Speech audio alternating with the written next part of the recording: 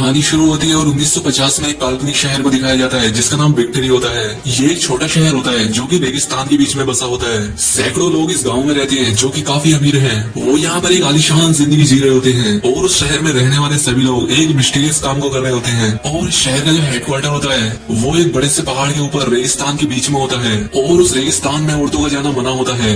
ऐसा माना जाता है कि आज तक वहाँ पर जो भी औरत गई है वो वहाँ से वापस नहीं आई है। औरतों को सिर्फ अपने घर में रहकर अपने कामकाज करने हैं और अपनी जिंदगी बितानी है और उन्हें कभी भी अपने पति से ये नहीं पूछना है कि वो काम क्या करते हैं। उन्हें सिर्फ पता होता है कि उनके पति किसी चीज की जांच करते हैं और वो अपना सारा समय विक्ट्री शहर के हेडक्वार्टर में ही गुजारते हैं और उनकी पत्नियां अपने घर में आराम करती हैं। ये शहर फ्रैंक नाम के एक आदमी ने बनाया होता है। शहर के सभी लोग उसे अपना हीरो मानते हैं और उसके भाषण शहर में स्पीकर्स पर बजाए जाते हैं। वो इन सबसे कुछ बड़ा करने का वादा करता है। एक दिन पड़ोस के घर में पार्टी होती है। यहाँ पर मौजूद लोगों में एलिस और उसका पति जैक होते हैं। वो यहाँ पर अपने पड़ोसियों के साथ होते हैं जो कि एक दूसरे से काफी लड़ रहे होते हैं। वो यहाँ पर बातें कर रहे होते हैं कि भाई साहब हम काफी भाग्यशाली हैं जो कि हम विक्ट्री योजना से जुड़े हैं, जबकि बाकी की सभी औरतें शराब पी रही होती हैं और यहाँ मजे ले रही होती हैं। अब अगली सुबह एलिस जैक के लिए नाश्ता बना रही होती है। वो अपने काम पर जाने वाला था और यहाँ हैरानी की बात यह होती है कि काम पर जाने के लिए सभी लोग एक साथ अपने घर से निकलते हैं। सभी लोग अपनी एक से एक बढ़िया गाड़ियों में बैठकर काम के लिए निकलते हैं और उनकी पत्नियां उन्हें बाय बोलती हैं और इसके बाद उनकी पत्नियां जो काम हर रोज करती हैं उन कामों में व्यस्त हो जाती हैं। कभी कभी वो समय बिताने के लिए एक दूसरे से सामाजिक घर में मिलती हैं या फिर डांस सीखने के लिए शैली के पास जाती हैं। ये काफी गुस्से वाली होती है और फ्रैंक की वाइफ होती है। ये चाहती है कि सभी लोग उसके पति फ्रैंक की बात माने। अब इस शहर में सब कुछ ठीक चल रहा होता है, लेकिन इस शहर में गड़बड़ तब हो जाती है जब फ्रैंक इस शहर में रहने के लिए कुछ नए लोगों को बुलाता है जिनका नाम विल और वायलेट होता है। यहाँ पर शहर के सारे आदमी मौजूद होते हैं। वो सोच रहे होते हैं कि आगे फ्रैंक अच्छे खासे शहर में करना क्या चाहता है। अब इससे पहले कि आगे कुछ होता, मार्गरेट नाम की एक औरत इनके सामने आ जाती है। वो काफी परेशान दिख रही थी, लेकिन वो फिर भी डरते हुए लोगों से कहती है कि आखिर हम यहाँ पर कर क्या रहे हैं। ये बात सुनकर सभी लोग हैरान रह जाते हैं क्योंकि आज तक फ्रैंक से किसी ने भी जवान नहीं लड़ाई थी। कोई भी उससे सवाल नहीं पूछता था। यहाँ पर फ्रैंक उसकी बात काटते हुए एक और भाषण देने लगता है और सभी लोग खुश होकर फिर से उसकी तारीफें करते हैं और सभी लोग उस औरत के बारे में भूल जाते हैं। फ्रैंक का भाषण खत्म होता है और एलिस अपने पति जैक को ढूंढने के लिए जाती है, लेकिन रास्ते में वो देखती है कि मार्गरेट का पति उसे जबरदस्ती कोई दवाई खिला रहा था जो कि उसे शहर के डॉक्टर ने दी थी। लेकिन शहर में सभी को पता होता है कि मार्गरेट बीमार रहती है और इसीलिए वो इस बात पर ज्यादा ध्यान नहीं देती और वहाँ से चली जाती है। अगले दिन सभी औरतें सामाजिक घर में इकट्ठा होती हैं। यहाँ पर फिर से मार्गरेट की बात छिड़ जाती है। इनमें से सबसे ज्यादा बोलने वाली एक औरत जिसका नाम वनी होता है, वो कहती है कि मार्गरेट की हालत ठीक नहीं है क्योंकि उसने फ्रैंक के नियम का पालन ही नहीं किया कि कोई भी औरत रेगिस्तान में नहीं जाएगी। क्योंकि एक बार जब मार्गरेट रेगिस्तान में गई थी तब उसने अपना बच्चा खो दिया था और इसकी वजह से उसे एक गहरा सदमा लगा था और वो पागल सी हो गई थी। यहाँ पर एलिस ये बातें सुनकर परेशान दिखती है। उस रात एलिस को काफी सपने भी आते हैं। अगली सुबह एक और अजीब चीज होती है। सुबह में जब वो नाश्ता बना रही होती है तो वो पाती है कि अंदर से सभी अंडे खाली हैं और इसलिए जैक जब काम पर चला जाता है तब वो खुद का दिमाग शांत करने के लिए एक गाड़ी में बैठकर कहीं घूमने जाती है। सभी औरतें वॉल के पास आकर उतर जाती है, लेकिन एलिस आगे जाने का फैसला करती है और जब वो आखिरी लाइन तक पहुंच जाती है तब वो एक लाल हवाई जहाज को गिरते हुए देखती है। यहाँ पर एलिस उस गाड़ी के ड्राइवर को उस जहाज के गिरने की जगह पर चलने के लिए कहती है। वो कहता है कि अरे तुम्हें पता नहीं रेगिस्तान में औरतों का जाना मना है। ये बातें सुनकर एलिस खुद वहाँ पर जाने का फैसला करती है क्योंकि इस क्रैश में जो लोग जख्मी हो गए थे वो उन्हें बचाना चाहती थी। अब कुछ देर चलने के बाद वो रेगिस्तान में पहुंच जाती है जो कि एकदम बंजर और खाली पड़ा था। यहाँ पर एलिस को कोई भी हवाई जहाज या उसके टुकड़े मिलते ही नहीं, लेकिन यहाँ पर उसे एक बड़ा सा पहाड़ जरूर मिलता है और उस पहाड़ पर एक बिल्डिंग बनी होती है जो कि विक्ट्री शहर का हेडक्वार्टर ही था और ये वही जगह होती है जहाँ पर सभी औरतों के पति काम करने के लिए आते हैं। यहाँ पर एलिस जैसे ही अपने हाथों को उस बिल्डिंग के शीशे पर रखती है वो अपने घर वापस पहुंच जाती है और वो यहाँ पर एक सपने से उठती है। वो एक सपना देख रही थी। अब एलिस इस बात से काफी परेशान हो जाती है, लेकिन वो जैक से इस बात को छिपा लेती है। अब आगे आने वाले और कुछ दिनों में उसके लिए सपने और खराब हो जाते हैं। अब इन सब के बाद वो एक दिन मार्गरेट को देखती है जो कि कुछ ऐसा कर रही थी जो कि किसी ने सोचा भी नहीं था। यहाँ पर एलिस उसे बचाने के लिए जाती है, लेकिन तभी यहाँ पर लाल कपड़े पहने दो आदमी पहुंच जाते हैं। वो उसे खींचकर यहाँ से दूर ले जाते हैं। रात में वो ये सारी बातें अपने पति को बताती है, लेकिन उसका पति कहता है कि मार्गरेट तो जिंदा है और वो ठीक है। लेकिन यहाँ पर एलिस को इस बात पर बिल्कुल भी यकीन नहीं होता और वो सच का पता लगाने की कोशिश करती है। यहाँ पर जैक उसे शांत करता है और उसे सोने के लिए कहता है। यहाँ पर उसके सपने और भी भयानक होते जा रहे थे। थे और इसीलिए शहर के डॉक्टर कॉलिंस एक दिन उसके घर आते हैं। वो यहाँ आकर उसका टेस्ट करते हैं और उसे कुछ गोलियां खाने को देते हैं, लेकिन वो यहाँ पर लगातार डॉक्टर से मार्गरेट के बारे में पता कर रही थी। अब यहाँ पर डॉक्टर उसे बता देता है कि मार्गरेट एकदम ठीक है, लेकिन उसकी हरकतों की वजह से उसके पति को काम से निकाल दिया गया है और अब वो ये शहर छोड़कर कहीं और चले गए हैं। लेकिन यहाँ पर एलिस को डॉक्टर के सूटकेस में एक फाइल दिखाई देती है जिस पर मार्गरेट का नाम लिखा होता है और जब डॉक्टर यहाँ से दूर चला जाता है तब किसी तरह से एलिस उस फाइल को चुरा लेती है। वो पाती है कि उसमें कुछ बातों को छिपाने के लिए उन्हें काला कर दिया गया है। उसमें मार्गरेट के बारे में बहुत सारी बातें लिखी होती है। अगले दिन जैक एलिस के पास आता है, वो उसके लिए एक ड्रेस लाया होता है। वो कहता है कि इसे जल्दी से पहन लो क्योंकि फ्रैंक ने हमें जल्द ही किसी खास फंक्शन के लिए बुलाया है। फ्रैंक यहाँ पर जैक की तारीफ करता है क्योंकि वो कंपनी में बहुत ही अच्छा काम कर रहा था। यहाँ पर फ्रैंक उसकी प्रमोशन कर देता है और यहाँ पर मौजूद सभी लोग उसके लिए तालियां बजाने लगते हैं। और यहाँ पर कैसे फ्रैंक जैक को अपनी उंगलियों पर कठपुतलियों की तरह नचा रहा होता है। अब अगले दिन जैक अपने प्रमोशन की वजह से अपने घर पर एक पार्टी रखता है। वो यहाँ पर एलिस को खाना बनाने की जिम्मेदारी देता है। जल्द ही आस पड़ोस के सभी लोग और फ्रैंक अपनी पत्नी शैली के साथ यहाँ पर पहुँच जाता है। अब इसके बाद फ्रैंक एलिस के पास किचन में जाता है।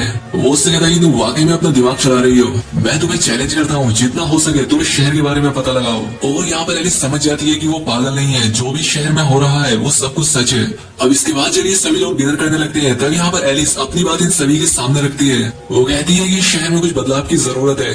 वो कहती है कि बताओ ऐसा क्यों है कि औरतें रेगिस्तान में नहीं जा सकती, सिर्फ मर्द ही वहाँ पर जा सकते हैं। वो कहती है कि देखो हम लोगों में बहुत सारी कॉमन बातें हैं, जैसे कि हमें पता ही नहीं है कि हम विक्ट्री शहर में आए कैसे हैं और हमें ये भी नहीं पता कि इससे पहले हम कहाँ थे और हमारी जिंदगी कैसी थी। यहाँ पर हैरानी की बात ये होती है कि ये सभी लोग अलग अलग जगह से होते हैं, लेकिन कॉमन बात ये होती है कि ये सभी मिले इसी जगह पर थे। एलिस यहाँ पर कहती है कि विक्ट्री शहर में मिलने वाला खाना, सब्जियों से लेकर अनाज के डिब्बों तक, सभी पर फ्रैंक का नाम लिखा होता है। लेकिन ये सब देखकर भी तुम्हें नहीं लगता कि यहाँ पर कुछ अजीब हो रहा है? खैर यहाँ से अब सारे लोग चले जाते हैं और जैक की हो जाती है बेइज्जती कि उसकी वाइफ बहुत बोलती है। खैर अब सबके सामने बेइज्जती कराने के बाद जैक उसकी बात से सहमत हो जाता है क्योंकि वो और कर भी क्या सकता था। वो उससे कहता है कि चाहे कुछ भी हो मैं तुम्हारे साथ हूँ और मैं तुमसे हमेशा प्यार करूंगा। अब जैसे ही कार में बैठकर यहाँ से जाने वाले होते हैं जैक उससे माफी मांगने लगता है। वो कहता है कि मैं ये जगह छोड़कर नहीं जा सकता। यहाँ पर एलिस समझ जाती है कि इसने उसे धोखा दे दिया है और तभी दो लाल कपड़े पहने आदमी यहाँ पर पहुँच जाते हैं। वो एलिस को यहाँ से ले जाते हैं। इसके बाद हमें दिखाया जाता है कि एलिस को शॉक थेरेपी दी जा रही होती है। अब तक ये तो पता नहीं चलता कि आखिर ऐसा हो क्यों रहा है, लेकिन एलिस को ये याद आ जाता है कि वो है कौन। वो देखती है कि एलिस और उसका पति एक नए घर में रह रहे होते हैं और ये 21वीं सदी होती है, ना कि 1950। एलिस एक नर्स होती है जो कि देर रात तक अस्पताल में काम करती है क्योंकि जैक ने अपनी नौकरी गंवा दी थी। अब एक रात लंबी शिफ्ट के बाद जिसमें उसने 3 ऑपरेशन किए होते हैं वो अपने घर पहुँचती है और उसे काफी भूख भी लगी होती है। उसके यहाँ आते ही जैक उसके साथ रोमांटिक होता है, लेकिन वो थक चुकी होती है। वो उससे मना कर देती है क्योंकि वो थक गई थी और वो चली जाती है। अब जैक घर में पड़ा एक बेरोजगार तो था ही और इसीलिए वो इंटरनेट पर फ्रैंक नाम के एक आदमी की वीडियो देखना शुरू कर देता है। फ्रैंक एक ऐसा आदमी होता है जिसने एक ऐसी खोज की होती है जिसमें कोई भी आदमी अपनी असली दुनिया से दूर एक ऐसी दुनिया में रह सकता है जो कि 1950 की नकल होती है। हर चीज एकदम असली 1950 जैसी होती है। यहाँ पर जैक डिसाइड कर लेता है कि वो किसी भी तरह से फ्रैंक तक जाएगा और एक दिन उसे विक्ट्री योजना के बारे में पता चलता है। वो तुरंत उसका हिस्सा बनने के लिए तैयार हो जाता है और इतना ही नहीं वो एलिस को भी जबरदस्ती इस योजना का हिस्सा बना देता है। जल्द ही जैक उसकी बगल में होता है और वो भी उस दुनिया में चला जाता है। ये जो भी हुआ था उसमें एलिस की कोई भी मर्जी नहीं थी, बल्कि ये सब जैक ने अपने आप के लिए किया था और उसने ऐसा इसलिए किया था ताकि वो अपनी वाइफ पर काबू कर सके।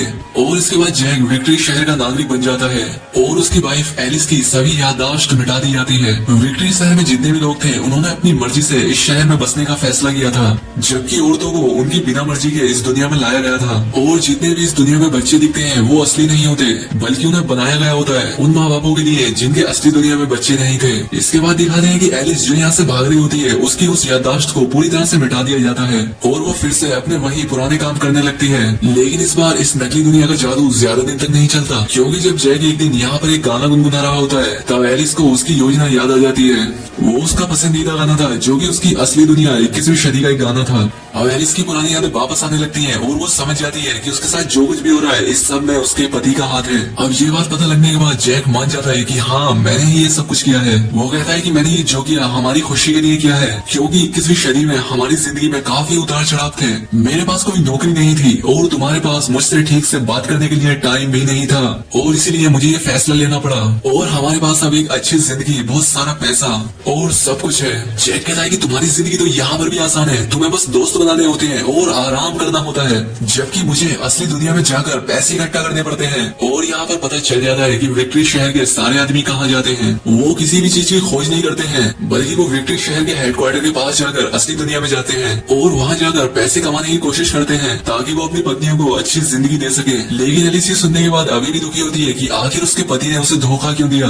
और इन सभी बातों की वजह से इन दोनों के बीच फिर से बहस छिड़ जाती है, जिसकी वजह से एलिस जैक के सर पर एक कांच का गिलास मारती है और वो मर जाता है। खून से सनी कपड़े पहनकर वो बाहर जाती है और सभी लोग उसे घूर रहे होते हैं। वो उन सभी को बताती है कि हम एक नकली दुनिया में हैं जिसे फ्रैंक ने बनाया है। यहाँ पर सिर्फ बनी को छोड़कर बाकी सभी लोग उसे यहाँ पर रोकने की कोशिश करते हैं। और तभी यहाँ पर पता चलता है कि इन सभी औरतों में सिर्फ बनी को ही विक्ट्री शहर की सच्चाई के बारे में पता था। उसने अपनी मर्जी से यहाँ आने का फैसला किया होता है, क्योंकि असली दुनिया में उसके बच्चे मर गए थे। बनी यहाँ पर एलिस से भागने के लिए कहती है। वो कहती है जो इस दुनिया में मरता है वो असली दुनिया में भी मर जाता है। जब लाल कपड़े पहने लोग उसके पास आने लगते हैं तब उसके पास थोड़ा ही वक्त होता है। तभी एलिस कार में बैठती है और विक्ट्री शहर के हेडक्वार्टर की तरफ भागती है, क्योंकि वही असली दुनिया में जाने का रास्ता था। अब लाल कपड़े पहने आदमियों को काम दिया जाता है कि या तो वो एलिस को पकड़ ले या उसे जान से मार दे, और उसे उस गेट से बाहर निकलने से पहले रोकना होगा। और ऐसा इसलिए होता है क्योंकि एलिस कभी भी अपनी मर्जी से इस योजना का हिस्सा नहीं बनी थी, और अगर वो यहाँ से बाहर चली जाती है तो फ्रैंक का सारा साम्राज्य बर्बाद हो जाएगा।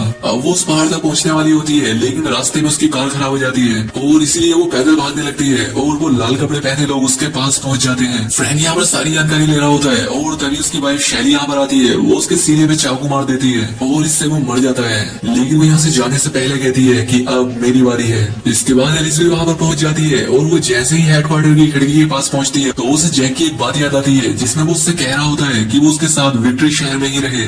लेकिन यहाँ पर एलिस अपनी मर्जी की मालिक होती है और इसलिए उस हेडक्वार्टर की खिड़की को छू लेती है। अब कुछ देर के लिए यहाँ पर अंधेरा छा जाता है और फिर हमें दिखाया जाता है कि एलिस असली दुनिया में वापस आ जाती है और यहाँ पर ये मूवी खत्म हो जाती है।